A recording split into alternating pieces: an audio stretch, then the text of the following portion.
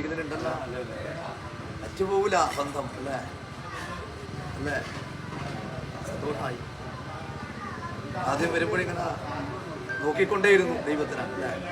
അതിനനുകൂലമായ അനുഗ്രഹങ്ങൾ ഞാൻ മടക്കം ചെയ്തു. വീണ്ടും എൻ്റെ അരികിൽ തന്നെ സുഗന്ധമുള്ള പുഷ്പത്തിനരികൾ വണ്ടികളുണ്ടാവും. തേനിന്റെ മാധുര്യം പറഞ്ഞിട്ടുള്ള സുഗന്ധം പരന്നുകൊണ്ട് ആ സുഗന്ധം പറഞ്ഞിട്ടാണ് ഇവിടെ എത്തുക, പുഷ്പത്തിലേക്ക് എത്തുക. എന്നപോലെ സുഗന്ധം പറഞ്ഞിട്ടുള്ള പുഷ്പത്തിലേക്ക് എത്തുക. പുഷ്പത്തിലെത്തുമ്പോഴാണ് എന്തുണ്ടാവുക? തേനിന്റെ മാധുര്യം അറിയാൻ തുടങ്ങുക. മാധുര്യം പറഞ്ഞാൽ പോവുക. അതുപോലെ എൻ്റെ മധുരം അറിയുന്ന മക്കളെന്നെയാണ് നാളേക്കും മുളേക്കും മധുരമായിട്ട് ഞാൻ ഉണ്ടാവും.